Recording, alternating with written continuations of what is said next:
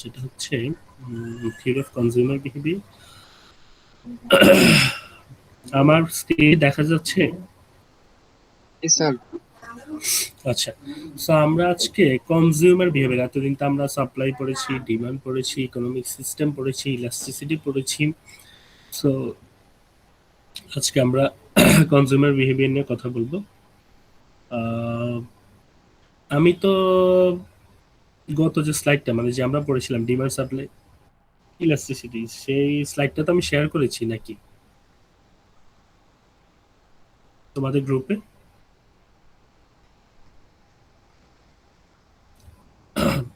আমি কি শেয়ার করেছি নাকি করিনি? হ্যালো, ক্লাসে কি কেউ নেই? মানে আমি বুঝতে পারছি না, তোমরা কথা বলো। স্যার আপনি আমাদের সাথে একটা স্লাইড শেয়ার করছিলেন শুধু। হ্যাঁ সেটাই, তো সেটা তো বলো যে আমি কি শেয়ার করলাম নাকি করিনি, তো বলতে হবে তো। আচ্ছা, তো আমরা আজকে নতুন চ্যাপ্টারে যাচ্ছি, সেটা হচ্ছে থিওরি অফ কনজিউমার বিহেভিয়ার, অর্থাৎ একজন কনজিউমার কিভাবে বিহেভ করে। আহ, যেমন আমরা তো একজন কনজিউমার বা একজন ভোক্তা কিভাবে বিহেভ করে সেটা নিয়ে আমরা আজকে আলাপ আলোচনা করবো। সেখানে আমরা theory of consumer behaviour obviously দেখবো, optimisation, utility approach, indifference curve, এবং হচ্ছে একটা প্রবলেম স্টেটমেন্ট হচ্ছে আমরা দেখবো। So theory of consumer behaviour, theory of consumer behaviour আসলে কি বোঝায়? এখানে আমি যেটা দিয়ে শুরু করেছি, as computer scientists and software engineers we constantly deal with optimization problem. এখন কথা হচ্ছে অপটিমাইজেশনটা কি? অপটিমাইজেশন হচ্ছে ধরো আমার কাছে সরি, আমার ঠান্ডা যেতে একটু সময় লাগবে, অ্যালার্জি আছে তো, যার ফলে খুবই প্রবলেম হচ্ছে। আচ্ছা, তো অপটিমাইজেশন বলতে বোঝায় আমার কাছে অনেকগুলো চয়েস রয়েছে, এই অনেকগুলো চয়েস থেকে কোনটা হচ্ছে আমার জন্য বেস্ট, সে ডিসিশন মেক করাটাকে বলা হয় অপটিমাইজেশন। অর্থাৎ আমার কাছে অনেকগুলো চয়েস রয়েছে, অনেকগুলো কম্বিনেশন রয়েছে, সেখান থেকে যেটা আমার জন্য বেস্ট বা যেটা আমার জন্য বেস্ট আউটপুট দিচ্ছে সেটা চুজ করা বা সেই ডিসিশন মেক করাকে বলা অপটিমাইজেশন। সো এখানে দেখো, how to allocate limited memory, CPU time মানে তোমাদের জন্য, or bandwidth to maximize the system performance. কতটুকু ব্যান্ডউইথ হবে, সিপিইউ টাইম কিরকম হবে, মেমোরি লিমিটেশন, সেখানে অ্যালোকেশনটা কিরকম হবে, সেটা একজন সিএসসি ইঞ্জিনিয়ার বা কম্পিউটার সায়েন্স ইঞ্জিনিয়ার সেটা হচ্ছে ডিসাইড করে। It answers the question, how do individuals allocate their limited income across various goods to maximize their overall satisfaction? ওই যে বললাম আমার কাছে অনেকগুলো চয়েস রয়েছে। ধরো আমার কাছে একটা চয়েস হচ্ছে আমি একটা র্যাম কিনতে পারবো, সাথে একটা ভালো মানের কি বলে মাউস আমি কিনতে পারবো, ধরো এটা একটা কম্বিনেশন। আর একটা কম্বিনেশন হচ্ছে আমি শুধু একটা গ্রাফিক্স কার্ড কিনতে পারবো, মানে আমার কাছে যে ইনকাম রয়েছে, যে ইনকাম বান্ডেলটা আমার কাছে আছে। অথবা আরেকটা কম্বিনেশন হচ্ছে আমি একটা ভালো মানের কিবোর্ড, আর জিবি যে কিবোর্ড গুলো সেটা আমি কিনতে পারবো, সাথে হয়তো আমি ছোট কোনো একটা ইকুইপমেন্ট আমি কিনতে পারবো।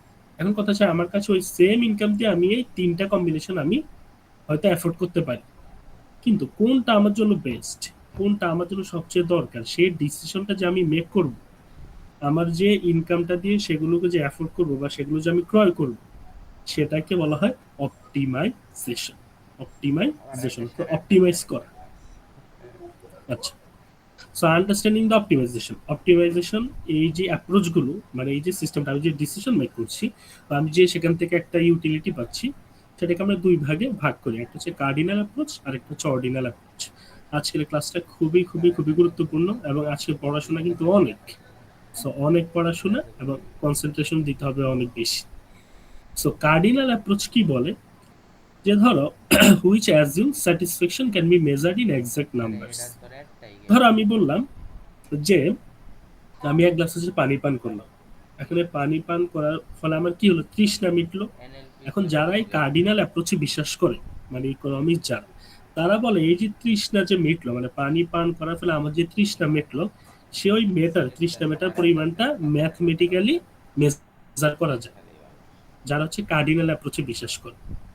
অর্ডিনাল অ্যাপ্রোচ যেটা, এই ইকোনমিক্সটা বলে যে না, ওই যে মানে কি বলে ইউটিলিটিটা, মানে আমি যেখান থেকে যে উপযোগটা পাচ্ছি, যে উপকারিতাটা পাচ্ছি, সেটা মেজার করা যায় না। আমি হয়তো র্যাঙ্ক করতে পারি যে এক গ্লাস জুস আমি পান করার ফলে সেটার 30টা মিটার পরিমাণ, এবং এক গ্লাস পানি পান করার ফলে সেটার যে 30টা মিটার পরিমাণ, আমি হয়তো এখানে বলতে পারি যে এটা এই 30টা মিটার পরিমাণটা এটাতে বেশি, এটাতে কম, এটাতে কম, এটাতে বেশি, মানে আমি কম্পেয়ার করতে পারি। কিন্তু আমি সেটা ম্যাথমেটিক্যালি ঠিক অ্যামাউন্টটা কত সেটা আমি বলতে পারিনি। সো একটা হচ্ছে কার্ডিনাল আর একটা হচ্ছে অর্ডিনাল। অর্ডিনাল এই যে অর্ডার র্যাঙ্ক করে, সে কম্পেয়ার করে, কিন্তু কার্ডিনাল বলছে যে না, এটা পুরোপুরি পরিমাপ করা যায়, ম্যাথমেটিক্যালি মেজার করা যায়। সেটা শুধু পানির ক্ষেত্রে না, সেটা যে কোনো গুডস এবং সার্ভিসেস এর ফলে। ধর আমি এই কম্পিউটারটা ব্যবহার করলাম, এই কম্পিউটার ব্যবহার করে আমি এখান থেকে যে উপকারিতাটা পেলাম, যে ইউটিলিটিটা পেলাম, সেটা কার্ডিনাল অ্যাপ্রোচে যারা বিশ্বাস করে তারা বলে যে এটা মাপা যায় ম্যাথমেটিক্যালি। বাট অর্ডিনাল বলে যে না, এটা মাপা যায় না, তুমি কম্পেয়ার করে বলতে পারো যে এটা বেশি, ওটা কম, বা এটা ভালো, এটা খারাপ, কিন্তু তুমি মাপতে পারবা না। ফান্ডামেন্টাল কনসেপ্ট, গুড ব্যাড বলতে আসলে কি বোঝায়? A good is anything from which individual receive utility or satisfaction. এই যে আমি যে বারবার ওয়ার্ডটা বলছি ইউটিলিটি, ইউটিলিটি, ইউটিলিটি মানে কি? ইউটিলিটি মানে হচ্ছে কোন একটা জিনিস থেকে যে তুমি উপকারিতাটা পাচ্ছ, যে বা ধরো হ্যাপিনেসটা পাচ্ছ, সেটাই হচ্ছে ইউটিলিটি বা স্যাটিসফ্যাকশন। আর যে প্রোডাক্ট বা সার্ভিস থেকে ইউটিলিটি বা স্যাটিসফ্যাকশন পাওয়া যায় সেটাকে আমরা ইকোনমিক্স বলি গুড, মানে সেটা ভালো। আর খারাপ মানে কি? A bad is anything that gives a person dissatisfaction. যেমন পলিউশন হতে পারে, বা একজন সিএসসি ইঞ্জিনিয়ার ক্ষেত্রে সেটা সফটওয়্যার বাগ হতে পারে, যেটা আমার জন্য খারাপ, যেটা আমার জন্য অস্বস্তিকর, যেটা আমার জন্য পীড়াদায়ক, সেটা হচ্ছে bad. Utility, the satisfaction, happiness or benefit that a person receives from consuming a good or service. অর্থাৎ কোন একটা গুড বা কোন একটা সার্ভিস তুমি কনজিউম করার ফলে সেখান থেকে যে উপকারিতাটা পাচ্ছ, সেটাই হচ্ছে কি ইউটিলিটি। কার্ডিনাল অ্যাপ্রোচ, আমরা অর্ডিনাল অ্যাপ্রোচ যেটা আমরা বললাম, আমরা কার্ডিনাল ইউটিলিটি অ্যাপ্রোচটা যদি দেখি, এটাকে আমরা টিইউএমইউ অ্যানালাইসিস বলি, বা total utility marginal utility analysis বলি। সো কার্ডিনাল ইউটিলিটি অ্যাপ্রোচ যেটা, সেটার আবিষ্কারক বা সেটার ফাউন্ডিং ফাদার হচ্ছে আলফ্রেড মার্শাল। ওই যে আমরা মার্শালিয়ান ক্রস পড়েছিলাম, সাপ্লাই ডিমান্ড। সো এই সে আলফ্রেড মার্শাল, এবং উনি বলছেন এই যে মাপা যায় এই যে ইউনিট, এগুলোকে বলা হয় ইউটিল। ইউটিল, এই যে দেখো ইউটিল কি? an artificial theoretical construct used by economists to measure utility number। মানে যে আমি বলছি যে এক গ্লাস পানি পান করার ফলে আমি এখান থেকে 30 ইউটিলস, মানে ধর আমি স্যাটিসফ্যাকশন পাচ্ছি, বা 20 ইউটিলস পাচ্ছি। এটাকে মাপা হয় যে এককটা, যে ব্যাগের একক যেরকম মিটার পার সেকেন্ড, হ্যাঁ, ত্বরণের একক অ্যানোসিনভার্স 2। তো এখানে এরকম মানে ইউটিলিটির যে একক সেটা হচ্ছে ইউটিল, এটাকে ইউটিল দিয়ে মাপা। আচ্ছা, এখন ইনটুইশনটা কি? যে you can say cup of coffee A gives me 50 utils and cup B gives me 20 utils. এই যে তুমি বলছো যে কাপে আমাকে 50 ইউটিল দিচ্ছে, মানে এটা কনজিউম করার ফলে আমি এখান থেকে 50 ইউটিল উপকারিতা পাচ্ছি, আর এটা কনজিউম করার ফলে আমি এখান থেকে 20 ইউটিল উপকারিতা পাচ্ছি। মেকানিজমটা কি? Consumer compare the marginal utility per dollar of different goods. Marginal ইউটিলিটিতে আমরা সামনে আসছি। এটা লিমিটেশনটা কি? Utility subjective. ধরো একজন এক গ্লাস পানি পান করার ফলে তার যে ওই যে তৃষ্ণা মেটার যে লেভেল, আরেকজন তার যে তৃষ্ণা মেটার লেভেল, সেটা কিন্তু ডিফারেন্ট হবে। কারণ মানুষের যে পার্সপেক্টিভ, সেটা হচ্ছে সাবজেক্টিভ। ধরো আমার কাছে 1,000 টাকার মূল্য, ধরো একজন, ধরো আমার মাসিক ইনকাম হচ্ছে ধরো 20,000 টাকা, আমার কাছে 1,000 টাকার মূল্য অনেক বেশি। আর যার মাসিক ইনকাম ধরো 5 লাখ টাকা, তার কাছে 1,000 টাকার মূল্য কিন্তু কম, মানে কম্পারেটিভলি কম, কিন্তু টাকা কিন্তু একই। সো এই ইউটিলিটিটাও এখানে এক এক রকম, এক একজন মানুষের ক্ষেত্রে সেম জিনিস সে এক একভাবে এটাকে মেজার করে, বা তার কাছে এক এক রকম মনে হয়। এর জন্যই বলা হয় যে utility subjective. My 50 utils can not be scientific, মানে সাইন্টিফিক্যালি কম্পেয়ার টু 50 ইউটিলস। মানে এই যে 50 ইউটিলস আরেকজনের যে 50 ইউটিলস, সেটা একদম সাইন্টিফিক্যালি আসলে কম্পেয়ার করা যায় না, যেহেতু এটা subjective. Because of this flaw, modern economists developed the ordinal approach. তখন মডার্ন ইকোনমিক্স বলছে যে না, এটা যেহেতু সাবজেক্টিভ, এটা যেহেতু এক একজনের কাছে এক এক রকম, আমরা এটা বাদ দিয়ে আমরা অর্ডিনাল অ্যাপ্রোচ ইউজ করব। টোটাল ইউটিলিটি কি? একটা গুডস এবং সার্ভিস, সেটা আমি যতটুকু অ্যামাউন্ট মানে সব অ্যামাউন্ট কনজিউম করার পর সেখান থেকে আমি যে বেনিফিটটা পাচ্ছি, যে স্যাটিসফ্যাকশনটা পাচ্ছি, সেটা বলে টোটাল ইউটিলিটি। আর মার্জিনাল ইউটিলিটি কি?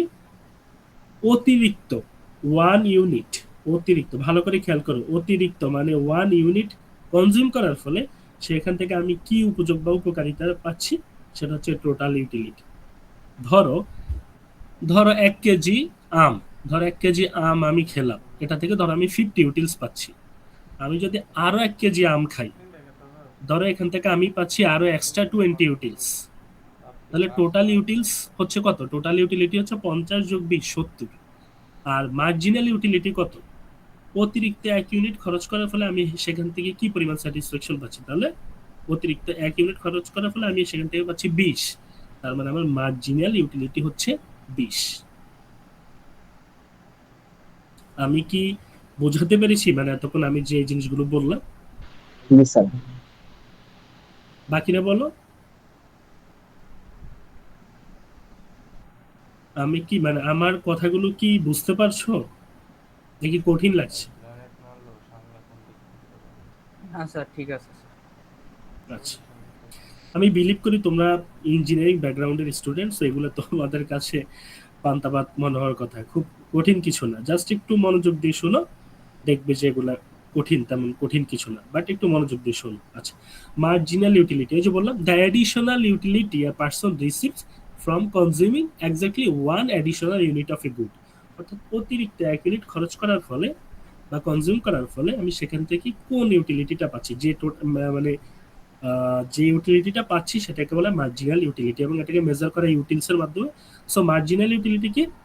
Change in total utility by change in quantity. এই যে এখানে ডেল্টা সাইন তোমরা দেখতে পাচ্ছ। So change in total utility by change in quantity. এখন কথা হচ্ছে law of diminishing marginal utility, এটা কি বোঝায়? খেয়াল করো, এখানে হচ্ছে ইউনিটস অফ গুডস, তা আস্তে আস্তে বাড়ছে। টোটাল ইউটিলিটি আস্তে আস্তে বাড়ছে। বাট মার্জিনাল ইউটিলিটি দেখো, যখন তুমি 0 ইউনিট অফ গুডস, তোমার টোটাল ইউটিলিটি 0, স্বাভাবিক মার্জিনাল ইউটিলিটি নেই। যখন 1 ইউনিট অফ গুডস এক্স তুমি কনজিউম করছো, সেখান থেকে তুমি ইউটিলিটি পাচ্ছ ধর হচ্ছে 10 টোটাল ইউটিলিটি। তাহলে মার্জিনাল ইউটিলিটিও কত? অতিরিক্ত 1 ইউনিট খরচ করার ফলে 10। যখন 2, মার্জিনাল ইউটিলিটি ধরো হচ্ছে 19। এখানে মানে আমার মতো করে এই ফিগারগুলো বসিয়েছি, তুমি তোমার মতো করে বসাতে পারো, জাস্ট এটা বোঝানোর জন্য আর কি। ধরো 2 ইউনিট অফ গুডস কনজিউম করার ফলে তুমি হচ্ছে 19 ইউটিলস হচ্ছে পাচ্ছ। তাহলে অতিরিক্ত মানে 1 ইউনিট খরচ করার ফলে চেঞ্জ হচ্ছে কতটুকু? 9। এই যে 10 থেকে 19, তার মানে মার্জিনাল ইউটিলিটি হচ্ছে 9। তারপর 19 থেকে 27 কত? 8। 27 থেকে 34 7। 34 থেকে 40 6। কেউ কি কোনো একটা চেঞ্জ এখানের মধ্যে দেখতে পাচ্ছ? মানে এখানে কি কোনো একটু ব্যতিক্রম কি দেখা যাচ্ছে কোনো কিছু? কেউ কি একটু বলতে পারবে?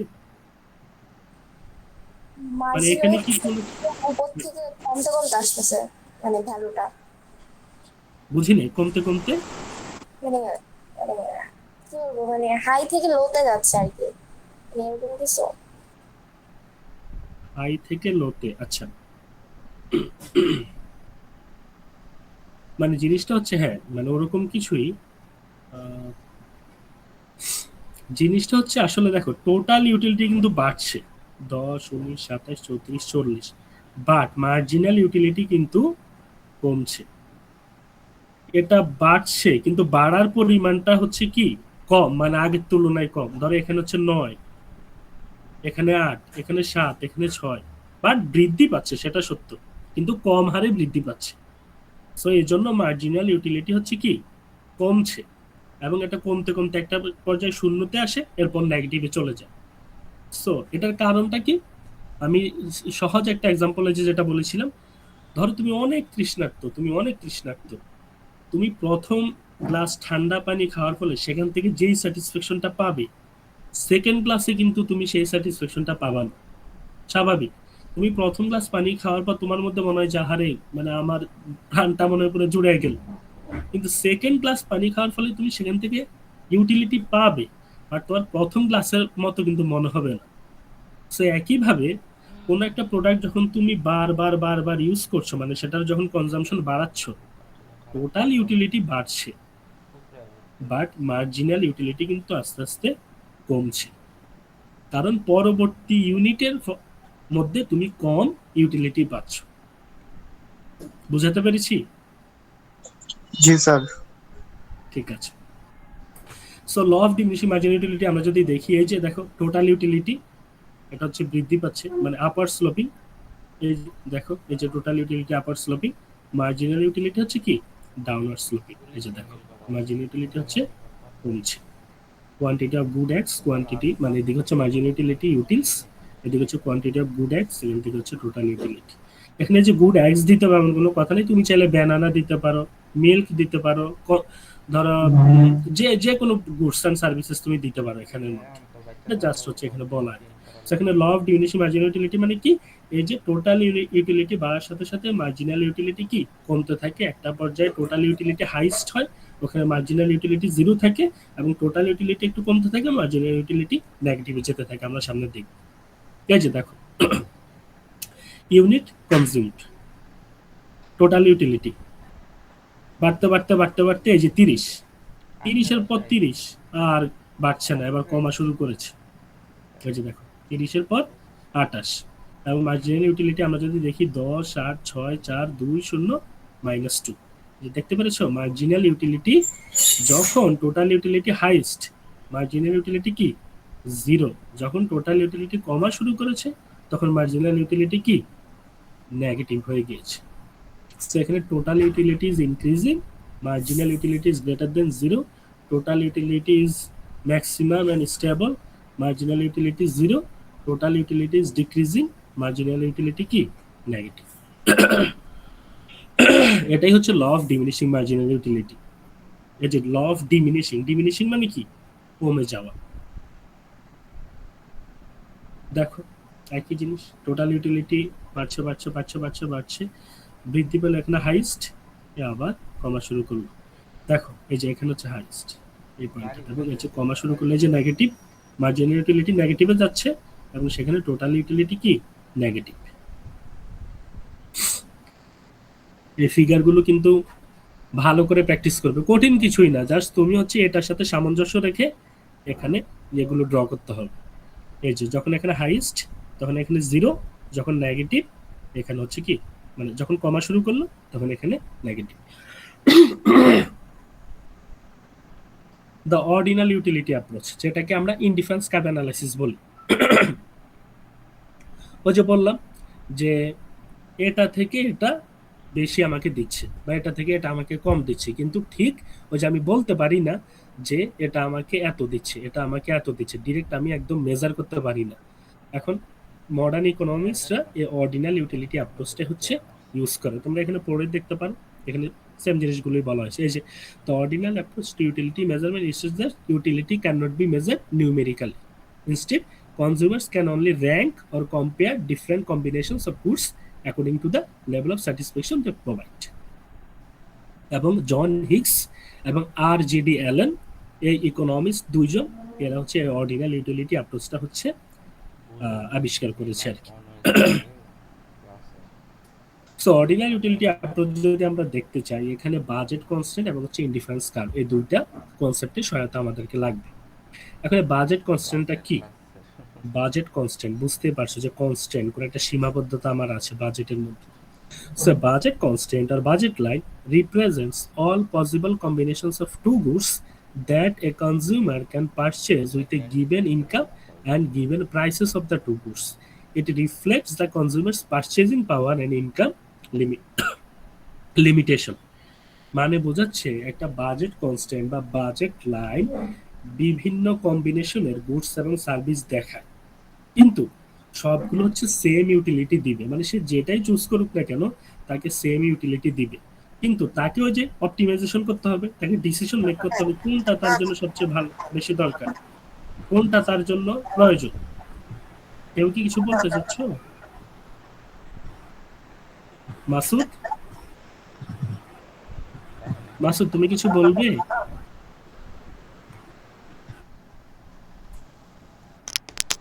আই গেস হাতে চাপ পড়ে হয়তো অন হয়ে গিয়েছিল মাইক, আমি জানি না, আমি অ্যাজিউম করে নিলাম।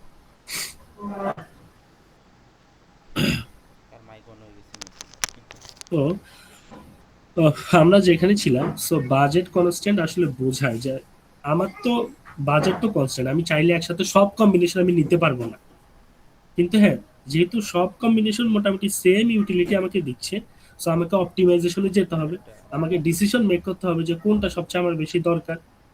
কেমন? এই যে ধরো, এই যে এখানে দেখো,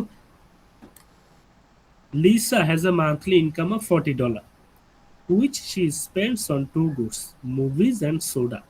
The price of one movie is $8 while the price of one case of soda is $4.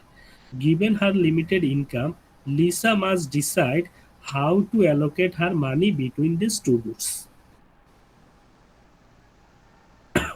মানে তার মান্থলি ইনকাম হচ্ছে 40, সে মুভি এবং সোডা কিনতে চায়, মানে মুভির টিকিট, সে হয়তো মুভি দেখবে এবং সে হচ্ছে সোডা কিনবে। এখন কথা হচ্ছে সেটার দামও দেওয়া আছে, এই যে $8 এবং হচ্ছে $4। সো এখানে তো অনেকগুলো কম্বিনেশন হতে পারে, হয়তো ধরো সে একটা মুভি টিকিট কিনলো, বাকিগুলো দিয়ে হচ্ছে সোডা কিনলো, অথবা সে 5টা মুভি কিনলো, 2টা সোডা কিনলো, অথবা 3টা মুভি কিনলো, 4টা সোডা কিনলো, অর্থাৎ অনেকগুলো কম্বিনেশন এখানে হতে পারে, কিন্তু কোনটা সে নিবে, সে সেটাই নিবে যেটা তার জন্য বেস্ট। ক্যানভাসকে হ্যাং করে কেন আমি বুঝতে পারছি না, প্রিভিয়াস ক্লাস হচ্ছে হ্যাং করেছে, এই যে এখন আমি মুভ করাতে পারছি না, নেক্সট স্লাইডে যেতে পারছি না, আমার মনে হয় যে এটা একটু ইয়ে করলে ঝামেলাটা করে। আচ্ছা, আচ্ছা, এই যে দেখো স্ক্রিন তো দেখা যাচ্ছে, রাইট? জি স্যার। স্ক্রিন দেখা যাচ্ছে। যে দেখো অনেকগুলো কনজাম্পশন কিন্তু মানে যে সে কম্বিনেশন তৈরি করতে পারে, হয়তো 0 সোডা কত, এই যে দেখো সোডার ভ্যালু কত 4 না, হয়তো সে পুরো টাকাটাই সোডাতে হয়তো কনজিউম করতে পারে, তাহলে $4 করে হলে 10টা সোডা সে নিতে পারে, আর সে কোনো মুভি নিবে না। অথবা হতে পারে সে একটা মুভি নিল, মানে টিকিট নিল, 8টা সোডা নিল, অথবা 2-6 অথবা 3-4, মানে সে এমন ভাবে কম্বিনেশন তৈরি করলো যেটা দিয়ে সে $40 দিয়ে এই কম্বিনেশন গুলা সে পায়, কিন্তু কথা হচ্ছে সে কোনটা নিবে, মানে তাকে একটা জিনিস তো চুজ করতে হবে। আচ্ছা, এটা আমরা দেখছি। The slope of the budget line, খেয়াল করো বাজেট লাইনের যে স্লোপ, স্লোপ মানে কি স্যার? স্লোপ কি দেখায়? একটা যখন সরল রেখার স্লোপ কি দেখায়? জিরোর জন্য ওয়াইড যে ভ্যালুটা সেটা। বুঝি নেই, কি সরি বুঝি নেই। স্যার এক্স এর মান জিরোর জন্য ওয়াইড যে মানটা পাওয়া যায় তাকে আমরা slope বলি। ঠিক আছে, মানে আমরা যদি একদম জেনারেলি বলি সেটা হচ্ছে change in Y by change in X, change in Y by change in X slope. আচ্ছা যাই হোক, তো স্লোপ এ বাজেট লাইনের যে স্লোপটা সেটা কি রিফ্লেক্ট করে?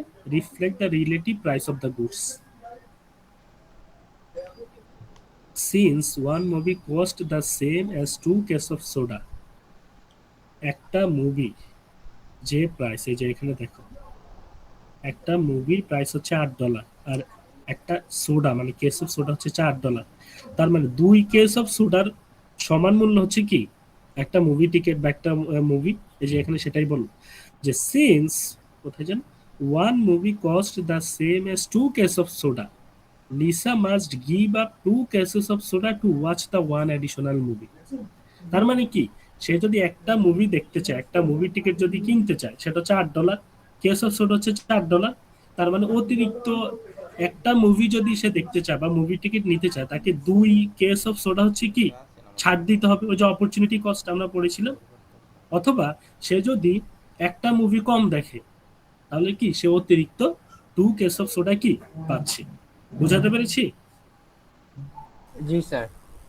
আচ্ছা, এই যে দেখো এখানে কম্বিনেশন গুলো দেখানো হয়েছে, সোডা এবং মুভির কম্বিনেশন গুলো অ্যাড করে সেখানে হচ্ছে একটা বাজেট লাইন মেক করা হয়েছে, এবং বাজেট লাইনের নিচের যে এরিয়া সেটা হচ্ছে অ্যাফোর্ডেবল, মানে সে তার $40 দিয়ে সে এই রিজিয়ন গুলো মানে এই কম্বিনেশন গুলো সে অ্যাফোর্ড করতে পারে, বাহিরের যে ইয়ে সেটা হচ্ছে আনঅ্যাফোর্ডেবল।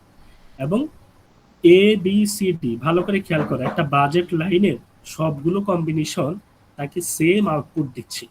মানে বি তে থাকলেও সে যে ইউটিলিটি পাবে, সি তে থাকলেও সে পাবে, ডি তে থাকলেও সেম ইউটিলিটি পাবে, কিন্তু কথা হচ্ছে সে কোনটা চুজ করবে এটা ডিপেন্ড করবে তার উপর।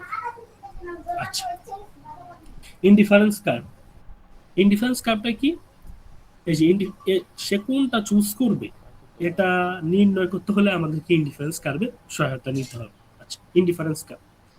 An indifference curve represents all combination of two goods that provide the consumer with the same level of satisfaction or utility. Kind of same, মানে বাজেট লাইনের মতোই, বাট বাজেট লাইন হচ্ছে আমার মানে এরকম সরল রেখা। সাধারণত ইনডিফারেন্স কার্ভ হচ্ছে একটু মানে কনভেক্স টু দ্য অরিজিন এরকম বাঁক হয়, আমরা দেখবো সামনে। সো ইনডিফারেন্স কার্ভ কি দেখায়? all combination of two goods that provide the consumer with the same level of satisfaction or utility. Since every point on the same indifference curve gives equal satisfaction, the consumer is indifferent among those combination. মানে বলছে একই কথা budget লাইনের মতো, যেহেতু প্রত্যেকটা কম্বিনেশনে তাকে সেম আউটপুট দিচ্ছে, সেম স্যাটিসফ্যাকশন দিচ্ছে, সো কনজিউমার চাইলে যে কোনো ইয়েতে থাকতে পারে, কিন্তু সে কোনটাতে থাকবে এটা ডিপেন্ড করে তার উপর। So indifference curves help explain consumer preferences without measuring utility numerically. আমরা যে ইউটিলিটিটাকে নিউমেরিক্যালি মেজার না করে আমরা চাইলে এরকম ইনডিফারেন্স কার্ভের সহায়তায় আমরা বলতে পারি যে কনজিউমার প্রেফারেন্স কিরকম। এবং এই ইনডিফারেন্স কার্ভের স্লোপটাকে বলা হয় marginal rate of substitution. Marginal rate of substitution, change in মানে marginal utility, change in marginal utility of X, change in marginal utility of Y. যে একটা প্রোডাক্ট বেশি কনজিউম করার জন্য আমাকে আর একটা প্রোডাক্ট কতটুকু ছাড়তে হচ্ছে, অর্থাৎ change in Y by change in X, সেটা হচ্ছে এমআরএস দেখায়। Marginal rate of substitution equal marginal utility of X by marginal utility of Y. অতিরিক্ত 1 ইউনিট কনজিউম করার জন্য আরেকটা প্রোডাক্টের কতটুকু ছাড়তে হচ্ছে, সেখানে চেঞ্জটা কিরকম হচ্ছে, মার্জিনাল ইউটিলিটিটা কিরকম সেটার কম্বিনেশন দেখায়। আচ্ছা, এই যে দেখো ইনডিফারেন্স কার্ভের হয়তো কিছু bundle. Marginal utility X is the marginal utility of the good on the horizontal axis. MUY মানে কি? Marginal utility of the good on the vertical axis. ধরো কিছু বান্ডেল আছে এ বি সি ডি, মিল্কের unit 8 5 3 2, orange হচ্ছে 3 4 5 6, তার মানে সে হচ্ছে চাইলে এ বান্ডেল চুজ করতে পারে, বি বান্ডেল চুজ করতে পারে, সি বান্ডেল চুজ করতে পারে, ডি বান্ডেল চুজ করতে পারে, কারণ কি সবগুলো সেম কি আউটপুট দিচ্ছে। এই যে দেখো A bundle, B bundle, C bundle, D bundle, এটা হচ্ছে ইনডিফারেন্স কার্ভ। ইনডিফারেন্স কার্ভটা হচ্ছে এরকম একটু বাঁকা হয়ে থাকে, বাট সোজা হয় সেটা ডিফারেন্ট কেস আমরা দেখবো, বাট নর্মালি হচ্ছে কনভেক্স টু দ্য অরিজিন হয়, এরকম ডাউনওয়ার্ড স্লোপিং ডিমান্ড কার্ভের মতো। এবং এখানে কম্বিনেশনটা দেখাচ্ছে। দেখো ধরো আমি হচ্ছে এ পয়েন্টে যদি থাকি, তাহলে আমি কি 8 কোয়ান্টিটি অফ মিল্ক এবং হচ্ছে কি 3 কোয়ান্টিটি অফ অরেঞ্জ জুস আমি পাচ্ছি, কিন্তু কেউ মনে করছে যে না তার বেশি পরিমাণে অরেঞ্জ জুস দরকার, সে মিল্ক কত তার দরকার নেই, তখন সে এ থেকে কি বিতে নেমে আসবে। বিতে নেমে সে 5 ইউনিট অফ কি মিল্ক পাচ্ছে, 4 ইউনিট অফ বা 4 কোয়ান্টিটি অফ কি পাচ্ছে অরেঞ্জ জুস পাচ্ছে। স্যার হ্যাঁ স্যার এখান থেকে কোশ্চেন কিরকম আসবে, মানে তো সব আগে আমরা একটু পড়ি। আচ্ছা, সো তার মানে কি সে যদি অতিরিক্ত ধরো হচ্ছে এ পয়েন্ট থেকে বি পয়েন্টে যার উদ্দেশ্য কি, সে চাচ্ছে অতিরিক্ত 1 কোয়ান্টিটি অফ জুস হচ্ছে সে কনজিউম করবে, কিন্তু এই অতিরিক্ত 1 ইউনিট জুস পাওয়ার জন্য তাকে ছাড়তে হচ্ছে কিন্তু 3 unit of milk. 3 unit of milk, তারপরে চেঞ্জ ইন ওয়াই কত 3, চেঞ্জ ইন এক্স কত 1, 3/1 মানে হচ্ছে কি 3, তার মানে এমআরএস হচ্ছে 3, মার্জিনাল রেট অফ সাবস্টিটিউশন হচ্ছে কি 3 এ পয়েন্টটাতে। এ পয়েন্টটা হচ্ছে আবার কি 2/1 2, এখানে হচ্ছে কি আর এখানে হচ্ছে কি 1/1 মানে হচ্ছে 1, তার মানে মার্জিনাল রেট অফ সাবস্টিটিউশনটা প্রথমে একটু বেশি থাকে, আস্তে আস্তে কি হয় কমতে থাকে, এবং মার্জিনাল রেট অফ সাবস্টিটিউশনটা হচ্ছে নেগেটিভ, এর জন্য বলা হয় যে ইনডিফারেন্স কার্ভের এমআরএস হচ্ছে নেগেটিভ। আচ্ছা, পরীক্ষায় যদি আসে সেটা হচ্ছে তোমাকে বলবে যে ইনডিফারেন্স কার্ভ কি, ইনডিফারেন্স কার্ভ হচ্ছে তুমি ড্র করো এবং হচ্ছে ইনডিফারেন্স কার্ভের ক্যারেক্টারিস্টিক্স গুলো হচ্ছে বলো। এখানে কিছু ক্যারেক্টারিস্টিক্স থাকে আমরা এখন পড়বো। ঠিক আছে? জি স্যার, বুঝতে পারছি। ওকে ওকে সো প্রপার্টিজ, এই যে এটা ক্যারেক্টারিস্টিক্স বা প্রপার্টিজ অফ ইনডিফারেন্স কার্ভ। এটা হচ্ছে ডাউনওয়ার্ড স্লোপিং। এই যে দেখো, এটা হচ্ছে কি ডাউনওয়ার্ড স্লোপিং। কেন downward sloping? To get more good of X you must give up some good Y to remain equally happy. মানে আমি যদি এ থেকে বি তে যাই, আমি যদি এগুলা নাই ছাড়ি, তাহলে আমি এখানে এক্সট্রা 1 ইউনিট আমি কিভাবে পাবো?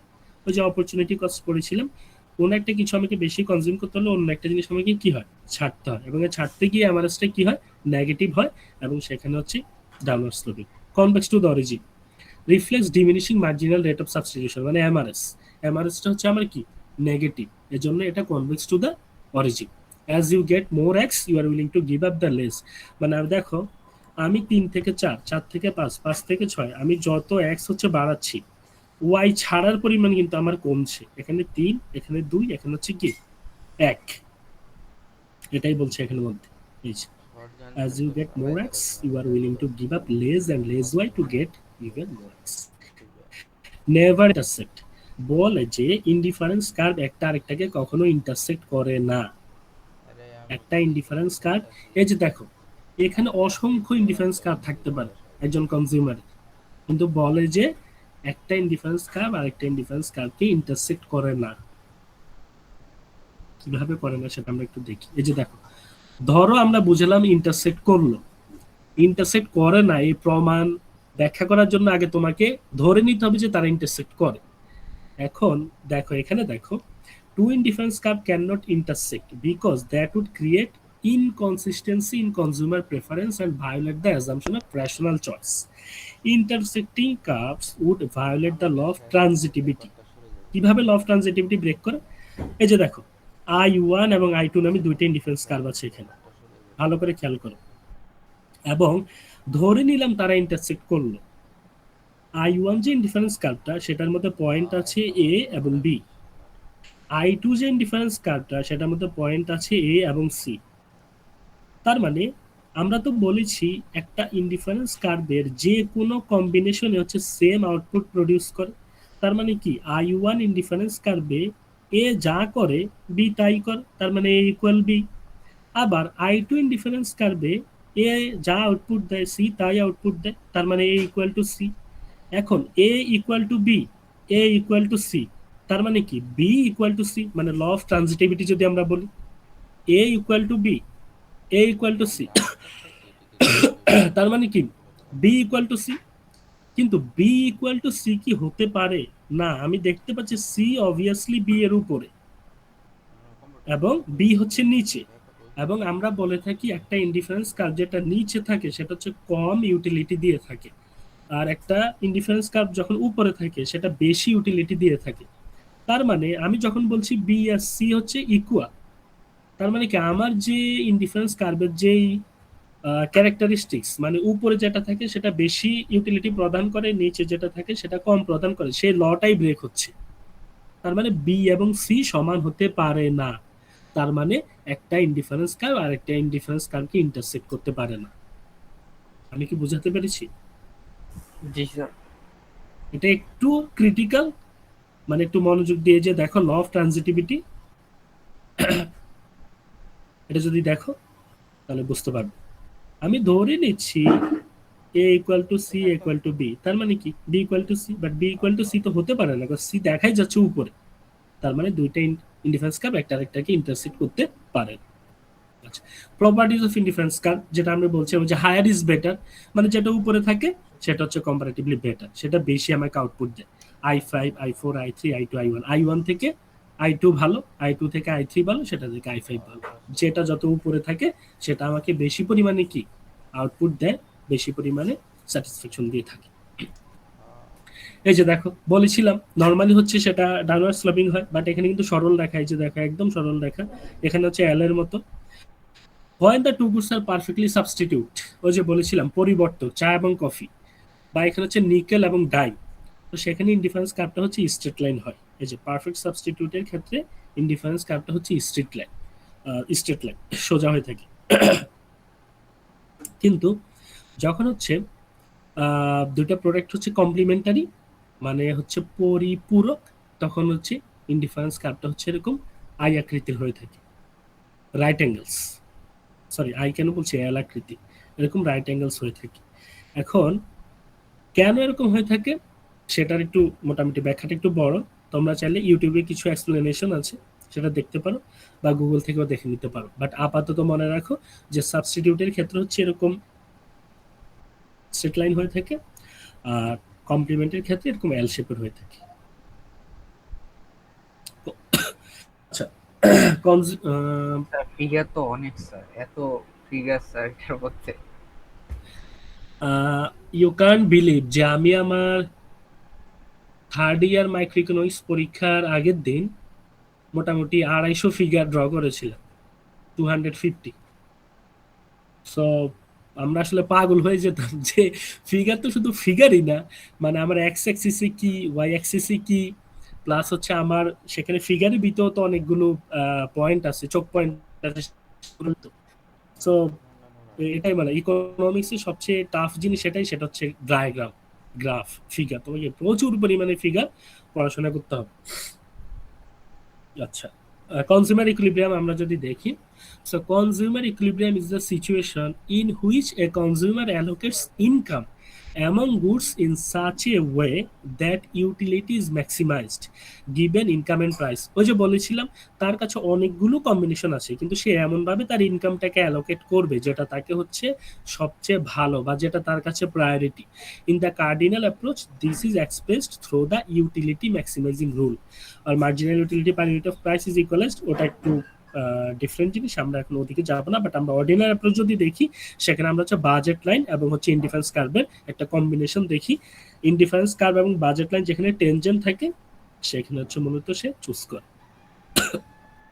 এবং আমরা দেখবো, সামনে দেখবো কনজিউমার ইকুইলিব্রিয়াম যে পয়েন্টটা, সেটাতে এমআরএস মানে মার্জিনাল রেট অফ সাবস্টিটিউশন, আমরা তো পড়েছিলাম এক্স বাই এমইউআই, এবং সেখানে পিএক্স বাই পিওয়াই, মানে ওই পয়েন্টটাতে এই সূত্রটা হচ্ছে ফলো করে, MRS সমান MUX by MUI by সমান PX by PY। In the cardinal approach, utility cannot be measured numerically, যেটা আমরা বলেছিলাম, যেটা আমরা হচ্ছে র্যাঙ্ক করি, এবং at the point of equilibrium, marginal rate of substitution সমান marginal utility of X by marginal utility of Y সমান PX by PY। এইভাবে এই যে দেখো, এটা হচ্ছে কনজিউমার ইকুইলিব্রিয়াম, এটা হচ্ছে কি আমার বাজেট লাইন, এগুলো হচ্ছে কি আমার ইনডিফারেন্স কার্ভ। এখন দেখো, কেউ আমাকে একটু বলো, আমরা তো পড়েছি যে যেটা সবচেয়ে উপরে ইনডিফারেন্স কার্ভটা থাকে সেটা হচ্ছে ভালো, তাহলে সে I4 চুজ না করে সে কেন এই যে I2 চুজ করলো, মানে কেন I2 তে তার কনজিউমার ইকুইলিব্রিয়াম, কেউ বলতে পারবে? স্যার আবার একটু বলেন স্যার। মানে আমি বুঝাতে চাচ্ছি যে মানে এখানে I1 এর থেকে I2 ভালো, I2 থেকে I3 ভালো, I3 থেকে I4 ভালো, কারণ আমরা পড়েছি কি যে উপরে যে ইউটিলিটি কার্ভটা থাকে, মানে সরি ইনডিফারেন্স কার্ভটা থাকে, সেটা বেশি আউটপুট দেয়। তাহলে সে তো I4 চুজ করতে পারতো, I4 চুজ না করে কেন এই যে I2 তে তার এই যে কনজিউমার ইকুইলিব্রিয়ামটা হলো?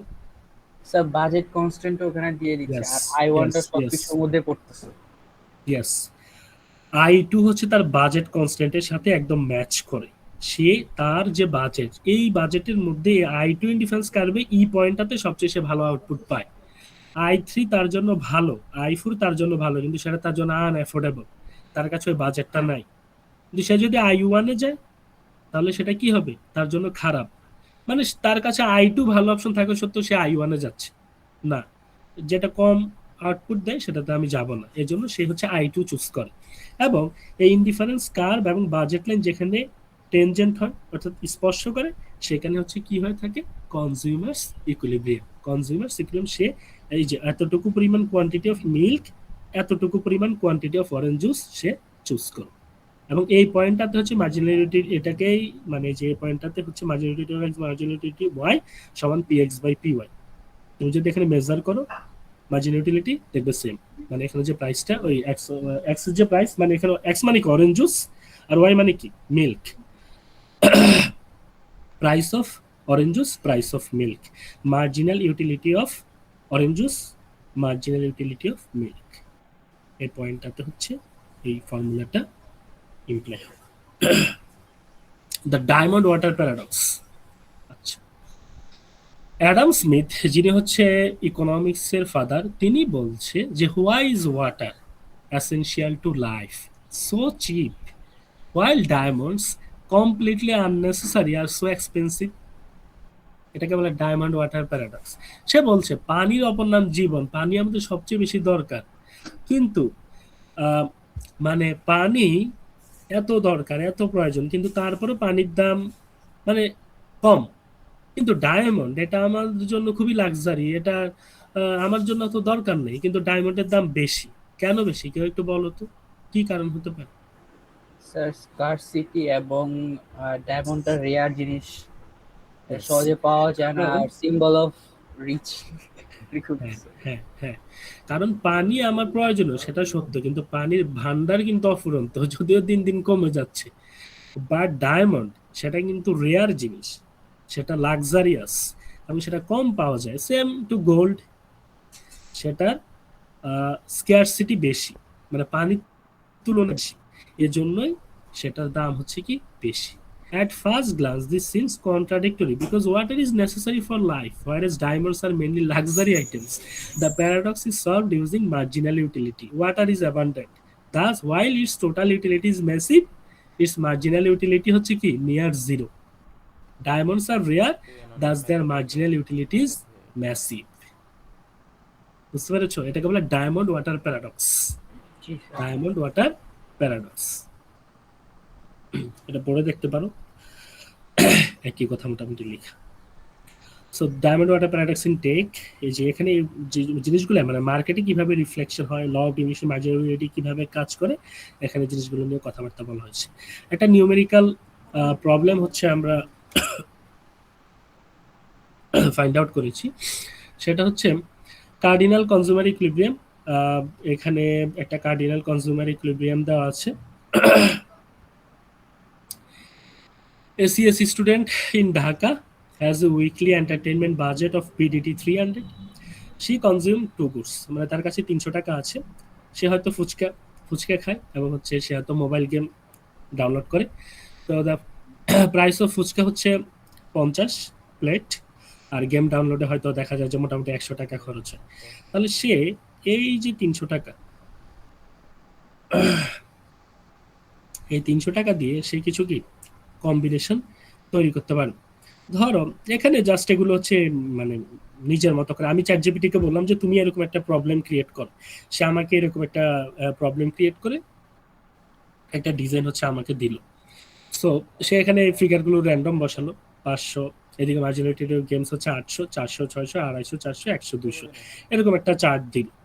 এখন কি বললো যে how many plates of fuchka and game downloads should she buy to maximise utility. ওই যে বললাম তার কাছে অনেকগুলো কম্বিনেশন আছে, কিন্তু সে কোনটা চুজ করবে, এটা হচ্ছে কিভাবে আমরা নির্ধারণ করব, ওই যে তার ইনডিফারেন্স কার্ভটা তার বাজেট কনস্ট্যান্টের কোথায় কি করবে, টেনজেন্ট হবে, সেই পয়েন্টটাতে হচ্ছে আমরা সাধারণত কি করি, করি মানে চুজ করি, সেটা তো হচ্ছে গ্রাফিক্যাল। বাট আমরা যদি ম্যাথমেটিক্যাল দেখি যে কিভাবে সলিউশনটা করে, সেখানে এরকম একটা ম্যাথমেটিক্যাল এক্সপ্লেনেশন দেওয়া আছে। এই যে ফার্স্ট প্লেটের এই যে তার যেই মার্জিন ইউটিলিটি 500, 400, এই যে 250, 100 এবং মার্জিনাল ইউটিলিটি বাই প্রাইস এখানে ইয়ে করছে, ক্যালকুলেট করছে 10, 8, 5, 2 কোয়ান্টিটি, এখানেও সেম গেমসের ক্ষেত্রে quantity, marginal utility by price. তো মার্জিনাল ইউটিলিটি বাই প্রাইস দুইটারই হচ্ছে প্রায় দেখা যাচ্ছে এটার, এই যে দেখো we must find where marginal utility by price is equal, we must find where marginal utility by price হচ্ছে ইকুয়াল দুইটা।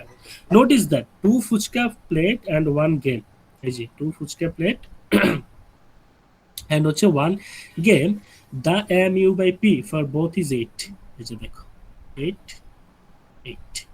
So let's check the budget at this combination.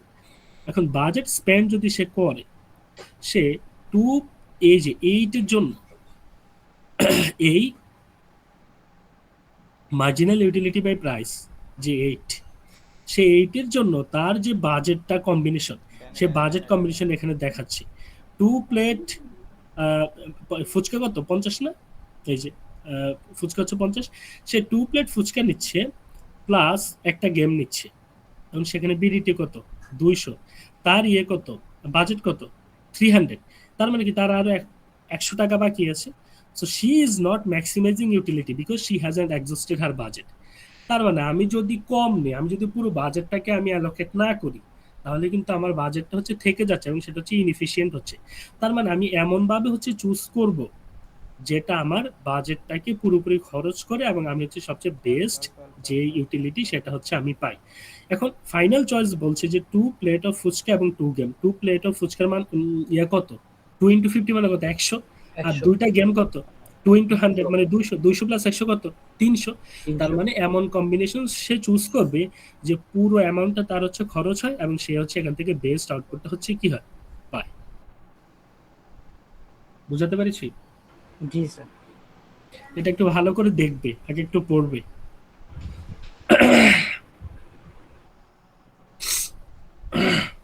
আচ্ছা, আমরা একটু তাহলে পরে যাই।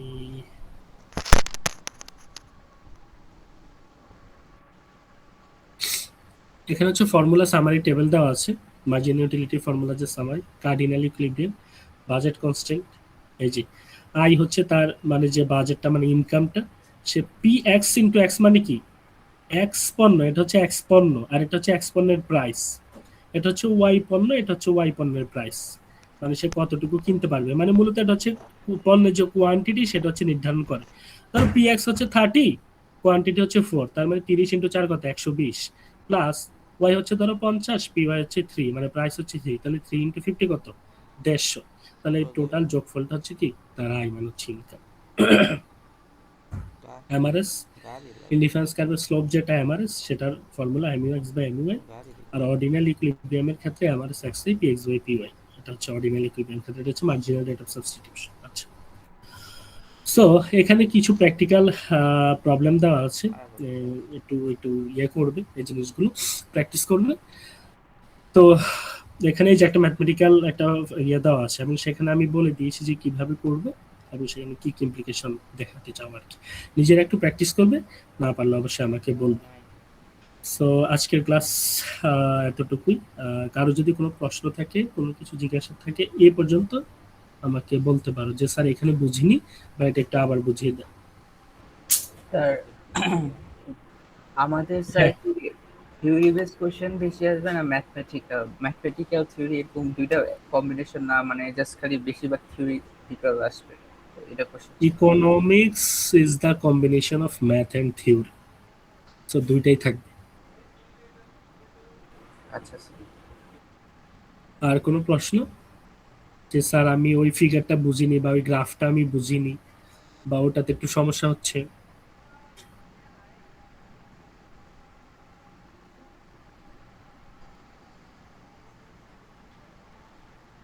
কোথাও কিছু না বুঝে থাকলে এখনই বলো যে স্যার আমি ওখানে বুঝিনি বা আমাকে ওটা একটু আরেকবার বুঝিয়ে দাও।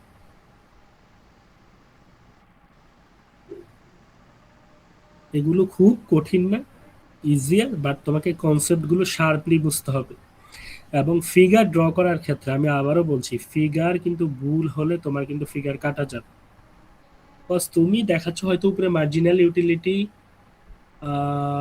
High, sorry total utility high, মানে একদম হাইস্ট পয়েন্টে আছে, কিন্তু মার্জিনাল ইউটিলিটি এদিকে শূন্য হচ্ছে না।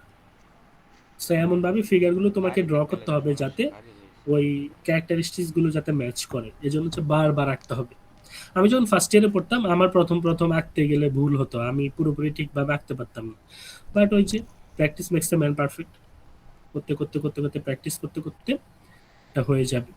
পরীক্ষার আগের দিন প্র্যাকটিস করে তুমি পরীক্ষার হলে গিয়ে এটা আঁকতে পারবে না, তুমি ভুলে যাবে। তোমাকে আগে থেকে প্র্যাকটিস করতে হবে। আব্দুর রহমান ফাইমা হাসছে।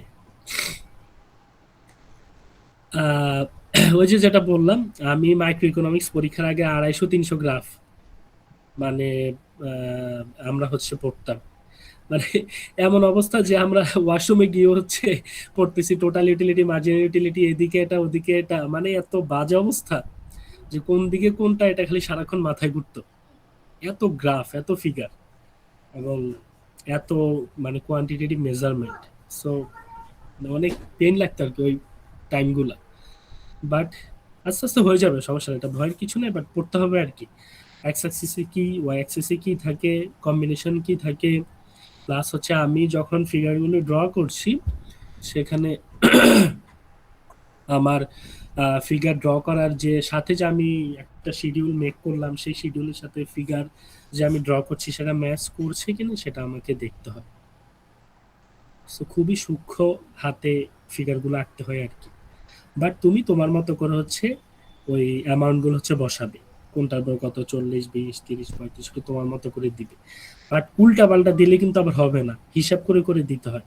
তোমাকে হচ্ছে টোটাল ইউটিলিটিটা এমনভাবে সেট করতে হবে যে মার্জিনাল ইউটিলিটিটা কি আস্তে আস্তে আস্তে আস্তে কমছে, শূন্য হচ্ছে, নেগেটিভ হয়ে যাচ্ছে, মানে তোমাকে কিন্তু হিসাব করে দিতে হবে। তুমি তোমার মতো করে ম্যাথমেটিক্যাল ওই ফিগারগুলো দাও, বাট সেটা হিসাব করে দিতে হবে। এবং পরীক্ষা একজনের এর সাথে আরেকজনের কিন্তু মিলবে না যদি প্রশ্নের মধ্যে ওরকম কোনো চার্ট দেওয়া না থাকে। সেই জন্য একজন আরেকজনের থেকে কপি করতে পারবে না, কারণ কি দুইজনের যে ম্যাথমেটিক্যাল বা নিউমেরিক্যাল যে ভ্যালুগুলো সেগুলো ডিফারেন্ট, এবং মার্জিনাল ইউটিলিটি টোটাল ইউটিলিটিটা হচ্ছে ডিফারেন্ট। কেমন? সেটা যাতে মাথায় থাকে। আহ, তাহলে কারো কোনো প্রশ্ন নেই, কোনো কিছু জিজ্ঞাসা করার নেই? না স্যার, একদম ক্লাস হলে দেখা হবে স্যার। বাট আমি যেটা বারবার বলছি সেটা হচ্ছে পড়াশোনা জমায় রাখলে কিন্তু পরীক্ষার আগের দিন পাগল হয়ে যাবে। সে এখন থেকে পড়ার চেষ্টা করো, ক্লাস শেষ হওয়ার পর আমি সাথে সাথে হচ্ছে স্লাইডটা দিয়ে দেওয়ার চেষ্টা করব। সো একটু পড়াশোনা করো এখন থেকেই, পরীক্ষার আগের দিন একসাথে পড়ে আসলে বলে তুমি পারবা না। আচ্ছা, স্যার অনেক স্লাইড, অনেক বড় বড় স্যার। হ্যাঁ, বাট এগুলো তোমাদের জন্য দরকার, মানে আমরা তো, মানে আমার যেহেতু মেজর ইকোনমিক্স ছিল, আমাদের তো আরো বিশাল, মানে আমরা তো বিশাল পড়েছি। বাট যেগুলো একদম না দিলেই নয়, স্লাইডের মধ্যে আমি শুধু সেই জিনিসগুলো ইন্টিগ্রেট করেছি, মানে যেগুলো তোমাদের জন্য দরকার ইঞ্জিনিয়ারিং স্টুডেন্ট হিসেবে। সো এটাতেই একটু হয়তো বেশি মনে হচ্ছে, বাট ইকোনমিক্স আরো ডিপ, আরো অনেক ডিটেল।